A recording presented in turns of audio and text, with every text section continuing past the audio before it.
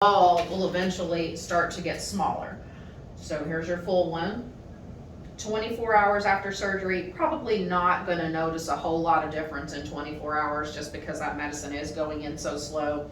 So it's usually going to be between 24 and 48 hours that you should start to notice that the yellow ball in the center just starts coming down, getting smaller in size, and then it's going to get these wrinkles in the outside of it there.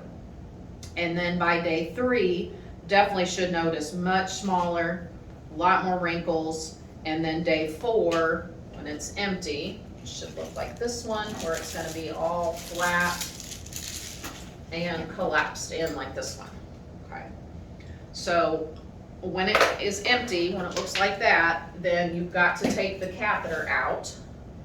So you can do it, your coach can do it, whoever's there at home with you. It's very simple to take it out. So all you have to do is take this bandage off of your leg. Sometimes when patients take this bandage off, the tubing may be stuck to the bandage and it may just pull the catheter out when you take the bandage off, and that's fine if that happens. But if it doesn't come out, then you just have to pull it out. You're going to grab a hold of the back of it where it'll be sticking up out of your leg, and then you're just going to pull it straight back. It shouldn't be painful. Most of the time patients say they didn't feel anything at all. Probably still going to be a little bit numb there. Might have a little bit of bleeding. This doesn't go in a blood vessel or a vein, so you shouldn't have a large amount of blood, but it may bleed a little bit. So you can just hold some pressure there and then cover that site with a Band-Aid.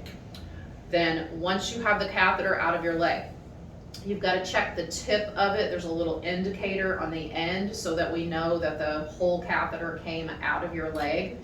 So there's little straight black lines all the way down the length of the catheter, but the tip is marked by a bigger area of black and it's pointy there on the end. Okay, so that's what we're tapered, so that's what you're looking for there. And you want that out? Yes. Make sure that's out. Yes. So once you have this out and you check the end and everything looks okay, then you can just throw this whole thing away in the trash. You don't have to do anything special with it. It doesn't have to go in biohazard or anything like that. If you pull this out and the tip is not there, or you feel like part of the catheter didn't come out of your leg, don't throw it away. You're going to need to call the office. We're going to need you to come in. We're going to need you to bring this in so we can look at it and look at your leg. So a couple of things with this. I know a lot of times patients will say, how am I going to put my clothes on with this thing in place? So the easiest thing for you to do is going to be to take your tubing and the ball and everything, and you just kind of thread it up through the waistband of your pants, and it'll be sticking out of the waistband of your pants. And then they're going to give you one of these little balls or bags, and you can put all of your tubing and your ball and everything down in there. And so then that way you just got a short amount of tubing sticking out. You can carry this over your shoulder when you're up walking around. When you're sleeping, you can just kind of set this to your side. Okay. Can't take a shower while your painball's in, so you won't be able to do a shower until about day 4. You can do a sponge bath, that's fine, but this can't get wet. And you don't have to wait for your pain ball to run out to start taking your pain medication, because you've got 2 different kinds of medicine there. So you've got narcotic pain medication, you've got numbing medication in your pain ball.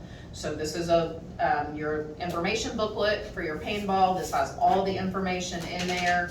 There's a removal instruction sheet there in the middle, so that tells you what to do when you take it out and reminds you to look for that black tip.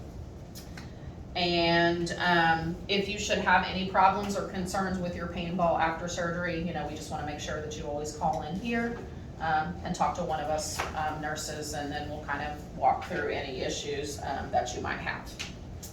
Questions with that?